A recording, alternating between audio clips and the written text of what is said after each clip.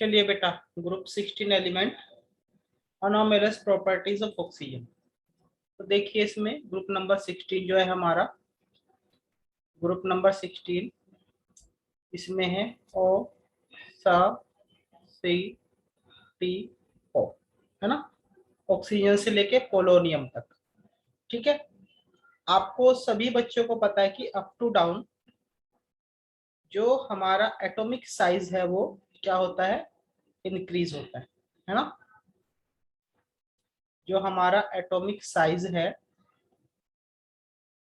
वो बेटा इंक्रीज होता है अप टू डाउन, ठीक है ना। कुछ इस तरीके से, ये छोटा है ऐसे साइज बड़ा होता चला जाएगा। अब अगर हम इसमें ध्यान से देखें तो जो ऑक्सीजन है उसका जो साइज है, एटॉमिक साइज, जो वो सबसे ज्यादा छोटा है, स्मॉल साइज। साथ ही छोटा साइज होने की वजह से जो इसकी इलेक्ट्रोनिगेटिविटी है वो high electronegative.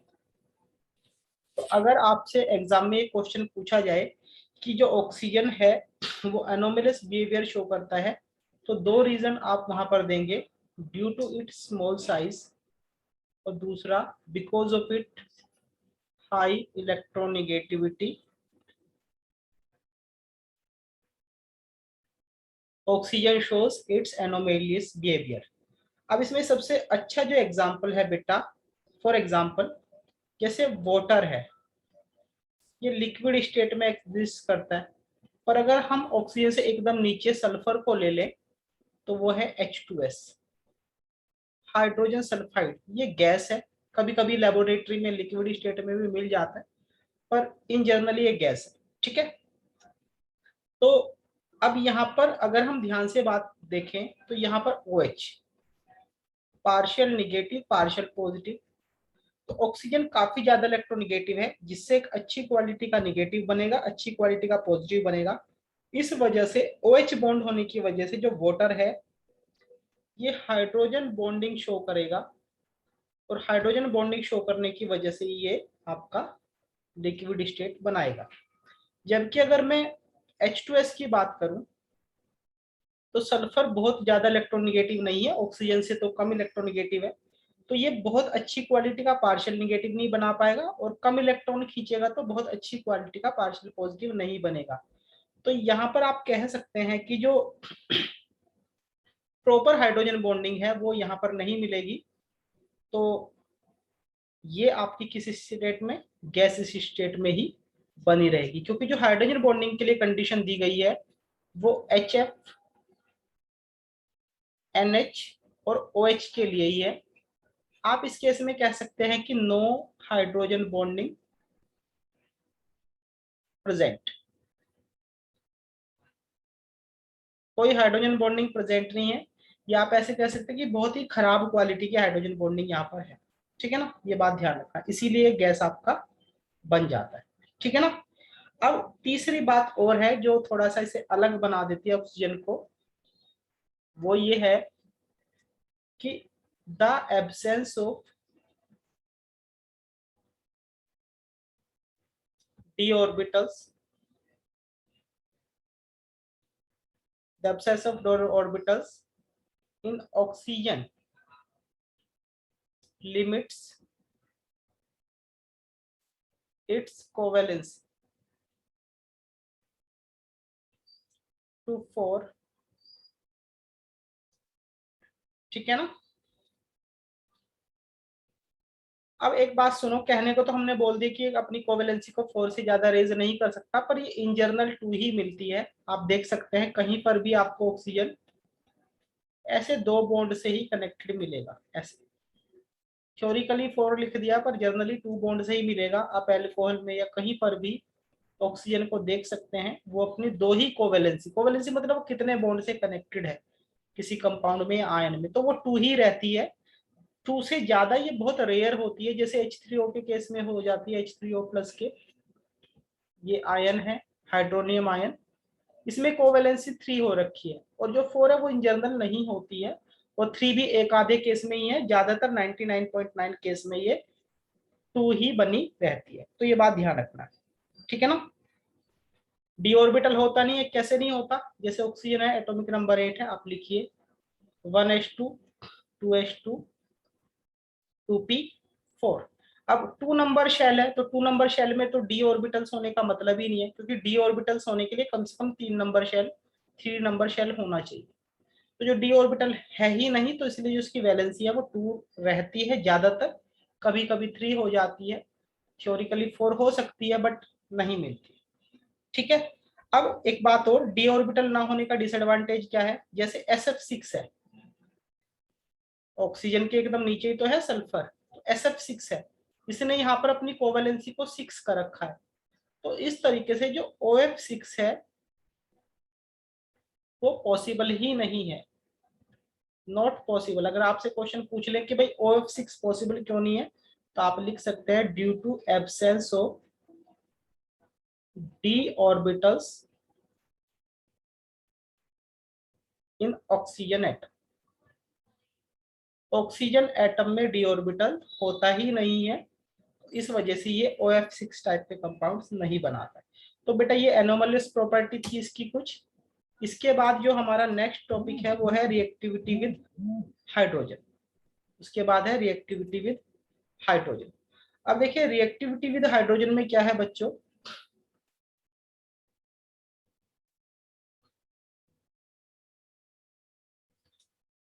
Reactivity with hydrogen में है कि हाइड्रोजन से रिएक्शन किस तरीके से करता है। तो जो हमारे एलिमेंट हैं, सपोज करो मैं ई मान लेता हूं, ई में है हमारे ऑक्सीजन, सल्फर, सिलेनियम, टोल्यूरियम और लास्ट में आपका पोलोनियम। ये ग्रुप 16 एलिमेंट्स हैं।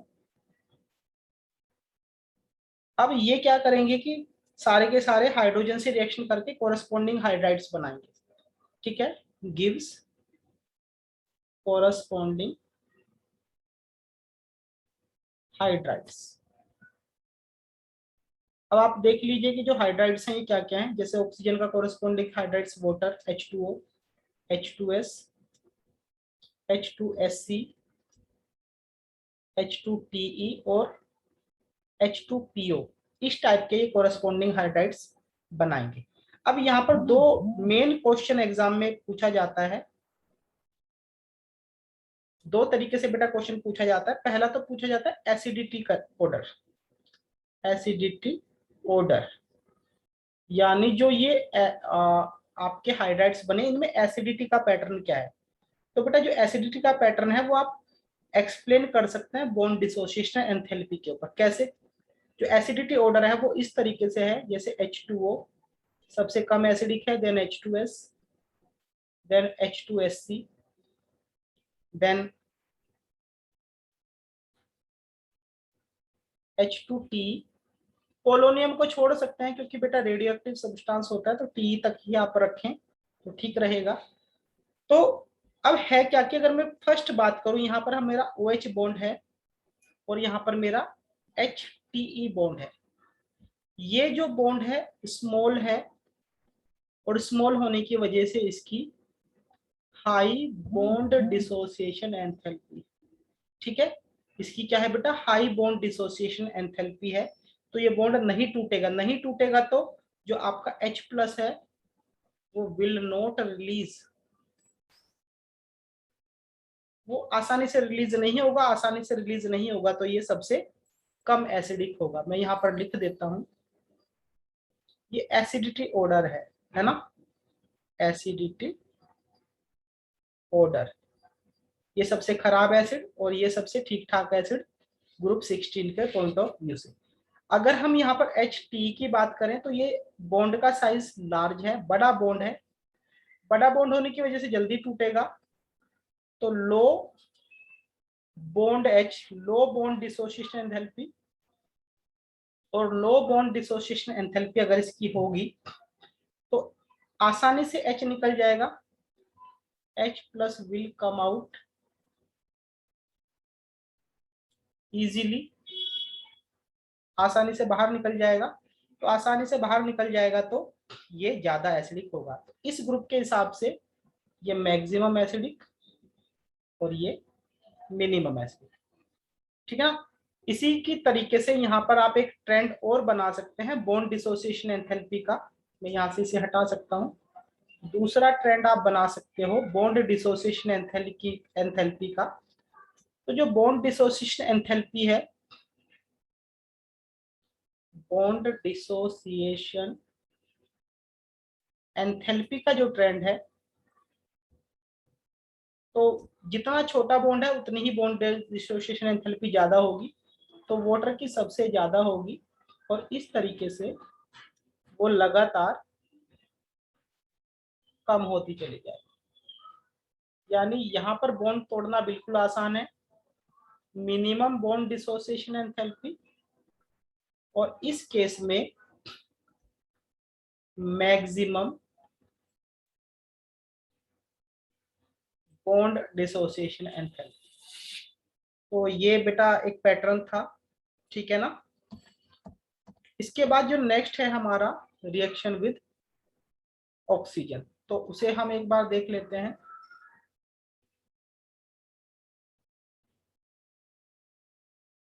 देखिए रिएक्शन विद ऑक्सीजन में बेटा हमारे दो टाइप के ऑक्साइड्स बनते हैं, कोरस्पॉन्डिंग ऑक्साइड्स बनेंगे। ये ऑक्साइड्स दो टाइप के होंगे, एक तो हमारा EO2 टाइप होगा और एक हमारा EO3 टाइप होगा। अब O2 में तो मैं सिंपल O2 लिख देता हूँ, नीचे फिर सल्फर आता है SO2, SeO2, PeO2, इस टाइप से आपके ऑक्साइड बनेंगे। यहाँ पर O3 आप चाहे लिख सकते हैं, बाकी जो है हमारा SO3, SeO3 और ये है आपका PeO3। पहली तो बात याद रखना कि these are the oxides acidic in nature। जो ये ऑक्साइड होते हैं ये एसिडिक इन नेचर होते हैं। यहाँ पर O2 और O3 को छोड़ दीजिए, मैं जनरली इन ऑक्साइड्स की बात कर रहा हूँ, ठीक है, क्योंकि ये तो नॉर्मल अपनी एलिमेंट्री स्टेट में ही है, तो ये कुछ बना ही नहीं है रिएक्शन से, ये तो अपनी एलिमेंट्री स्टेट में ही है। तो आप रिएक्शन पे अगर बात करना चाहते हैं तो सल्फर, सिलेनियम, Te इनकी बात करें। ये एसिडिक ऑक्साइड्स हैं, सल्फर डाइऑक्साइड एसिडिक है, SO3 एसिडिक है, SeO2 एसिडिक है, SeO3 ये भी एसिडिक है। अब यहाँ पर दो बातें हैं, ये जो SO2 है ये लोअर ऑक्साइड है और SO3 है ये हायर ऑक्साइड है। और ऑक्साइड की डेफिनेशन क्या होती है कि सॉरी एसिड की डेफिनेशन क्या होती है कि जो इलेक्ट्रॉन को गेन करे, गेन ऑफ इलेक्ट्रॉन। तो ऑक्सीजन इलेक्ट्रोनेगेटिव तो है ही, साथ में सल्फर भी है। यहाँ पे 3 ऑक्सीजन है तो वो जल्दी से इलेक्ट्रॉन लेंगे। यहाँ पर 2 इलेक्ट्रॉन है तो थोड़ा इसकी कंपैरिजन में थोड़ा लेस वे में इलेक्ट्रॉन्स को लेंगे। तो ये थोड़ा स्लो इलेक्ट्रॉन लेगा, ये थोड़ा फास्ट इलेक्ट्रॉन लेगा। तो इसीलिए जो हायर ऑक्साइड्स होंगे वो मोर एसिडिक होंगे और जो लोअर ऑक्साइड्स हैं वो उनकी तुलना में लेस एसिडिक होंगे। मान लो कि आपसे कोई क्वेश्चन पूछ ले SeO2 और SeO3 में कौन ज्यादा एसिडिक है, तो आप ज्यादा ऑक्सीजन वाले को प्रीफर कीजिए। तो एक तो ये पैटर्न रहता है। एक दूसरा पैटर्न कुछ इस तरीके से होता है,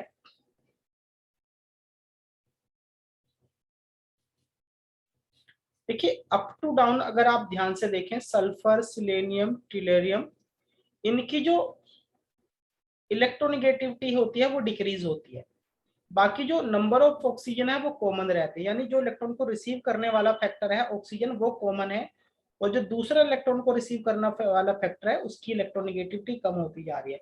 तो अप टू डाउन दोनों ग्रुप्स में ही जो हमारी एसिडिटी है, एसिडिटी ऑफ ऑक्साइड्स, वो हमारी हो रही है बेटा डिक्रीजेस। यानी यहाँ पर भी एसिडिटी ऑफ ऑक्साइड्स डिक्रीज। तो ये थी रिएक्शन विद ऑक्सीजन की बात। अब एक बात और ध्यान से सुनना, आगे कुछ और क्वेश्चंस की तरफ हम बढ़ रहे हैं। अब हम इसकी बात करेंगे रिएक्टिविटी टुवर्ड्स हेलोजन की तरफ, reactivity towards halogen. Next category में बेटा रिएक्शन विद हेलोजन। देखिए जो ग्रुप 16 एलिमेंट है हमारे, वो ये हैं। पोलोनियम को मैं बार बार छोड़ रहा हूँ क्योंकि रेडियो एक्टिव होता है। तो बेटा ये 3 टाइप के आपके कोरस्पॉन्डिंग हेलाइड्स देते हैं, इसे मैं ई मान लेता हूँ। तो 3 टाइप के जो हेलाइड्स मिलेंगे वो आपको मिलेंगे ई X2 टाइप, ई X4 टाइप और ई X6 टाइप, है ना। इसमें मैं एग्जांपल्स अगर आपको बताऊं तो ये OF2 हमारा मिलता है, ऑक्सीजन फ्लोरीन के साथ रिएक्शन करता है। यहाँ पर SF4 आपने सुना होगा जरूर, ये ऑक्साइड हमारा मिलता है। और ये भी आपने सुना होगा SF6। तो ये कुछ एग्जांपल्स हैं अलग अलग कैटेगरी के हैलाइड्स के, ठीक है ना। अब यहाँ पर जो समझने वाली बात है वो है स्टेबिलिटी ऑफ जो हैलाइड्स है उसका ऑर्डर क्या है। तो जो स्टेबिलिटी ऑफ हैलाइड्स की स्टेबिलिटी का ऑर्डर है, तो फ्लोरीन के जो हैलाइड होते हैं वो सबसे ज्यादा स्टेबल होते हैं, फिर क्लोरीन के होते हैं, फिर ब्रोमीन के होते हैं, फिर आयोडीन के होते हैं। अब आप सोचोगे जी इसका रीजन क्या है, तो रीजन है साइज। जो आयोडीन है वो लार्ज साइज का है और जो फ्लोरीन है वो स्मॉल साइज का है। अब अगर मैं स्पेशली EX4 या EX6 की बात करूं, तो सपोज करो कि फ्लोरीन है तो ठीक है स्टेबल है, क्लोरीन आ जाएगा तो साइज बढ़ जाएगा, ब्रोमीन आ जाएगा तो और साइज बढ़ जाएगा, आयोडीन आ जाएगा तो और साइज बढ़ जाएगा। ऐसे ही SF6 के साथ है, तो जैसे ही इनकमिंग एटम का साइज बढ़ेगा तो वहां पर स्टेरिक हिंड्रेंस भी बढ़ेगी, और वो बढ़ी हुई स्टेरिक हिंड्रेंस इन्हें स्टेबलाइज नहीं होने देगी। तो मान लो कि आपसे अगर एग्जाम में कोई क्वेश्चन पूछे कि जो SF6 है वो तो एग्जिस्ट करता है जबकि HCl6 एग्जिस्ट नहीं करता है, तो उसका सीधा सा रीजन है कि जो SF6 है sp3d ज्योमेट्री इसकी होती है ऑक्टाहेड्रल, ये होता है ऐसे है, ऐसे। ये फ्लोरीन है सारे के सारे, ऑक्टाहेड्रल ज्योमेट्री है। तो आप ऐसा समझो कि जो आपका फ्लोरीन है वो छोटे साइज का है इस तरीके से,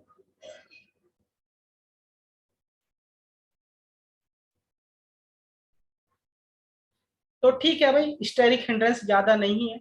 बट अगर हम यहाँ पर फ्लोरीन को हटा के क्लोरीन को ले लें, ब्रोमीन और आयोडीन तो बहुत दूर है, हम क्लोरीन को ही ले लें,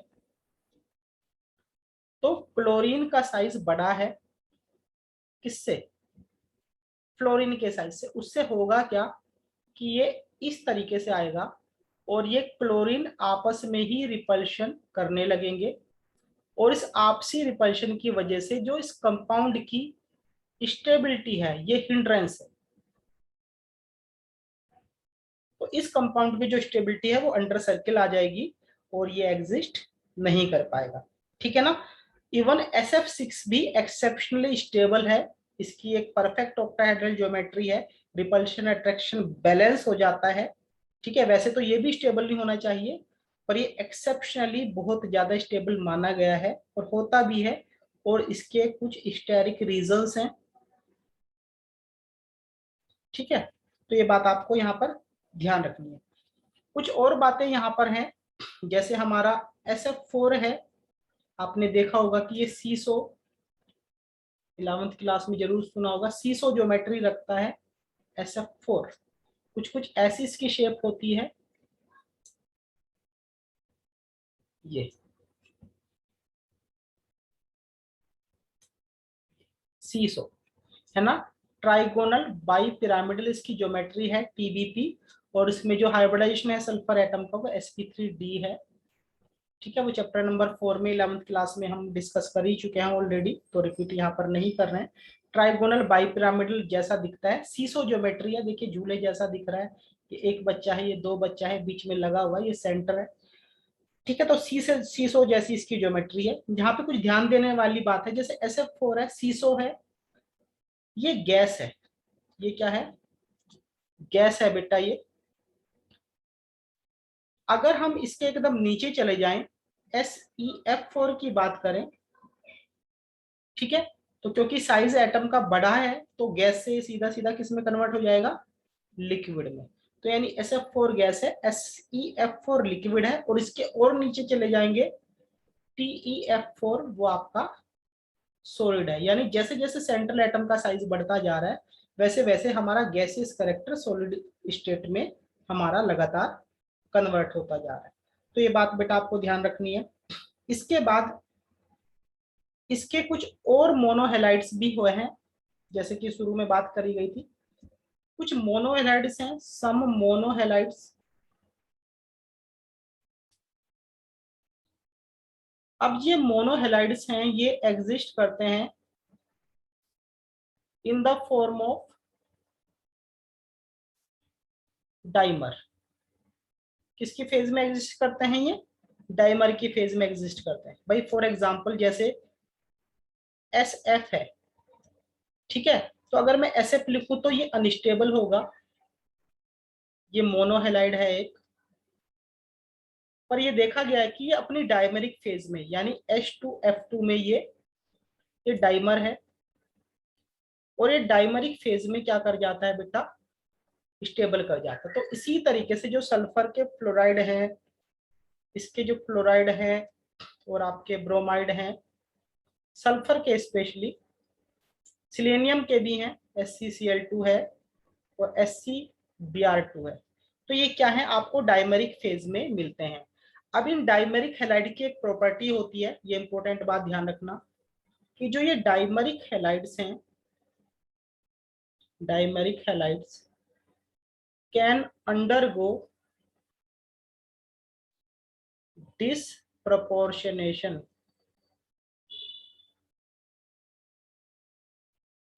डिसप्रपोर्शनेशन रिएक्शन। अब डिसप्रपोर्शनेशन को भी देखेंगे कि क्या होता है। तो ये कैसे डिसप्रपोर्शनेशन में जाता है, जैसे मैं एग्जांपल ले रहा हूं Sc2Cl2 और ये इसमें चला गया ScCl4 और 3Se। तो सिलेनियम का ऑक्सीडेशन नंबर 0 और सिलेनियम का ऑक्सीडेशन नंबर +4। तो यहाँ पर ScCl2 में Sc2Cl2 में देख लीजिए कि Sc का ऑक्सीडेशन नंबर क्या है। तो 2Sc + 2Cl = 0। तो 2Sc माइनस क्लोरीन का -1 होता है, 2 = 0। तो जो सल्फर सिलेनियम आया हमारा, उसका ऑक्सीडेशन नंबर आया +1। तो यहाँ पर ये ऑक्सीडेशन नंबर +1 है। अब आप समझिए ध्यान से, ये +1 से +4 में चला जाता है तो ये ऑक्सीडेशन हुआ।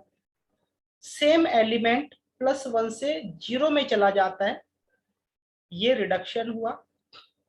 ऑक्सीडेशन मतलब loss of electron, 3 electron loss कर दिए तो +1 से +4 में चला गया। पर +1 से 0 में जाएगा तो यानी इसने 1 इलेक्ट्रॉन का यहाँ पर गेन किया होगा, ठीक है। तो ये रिडक्शन है। तो सेम एलिमेंट का ऑक्सीडेशन और रिडक्शन अगर होता है तो उसे बोलते हैं डिसप्रपोर्शनेशन रिएक्शन। तो क्या बोलते हैं बेटा उसे, डिसप्रपोर्शनेशन रिएक्शन। तो ये इसकी मेन केमिकल प्रॉपर्टीज थी, और इससे अगले टॉपिक में इसके हम कुछ preparation of some important compounds को डिस्कस करेंगे।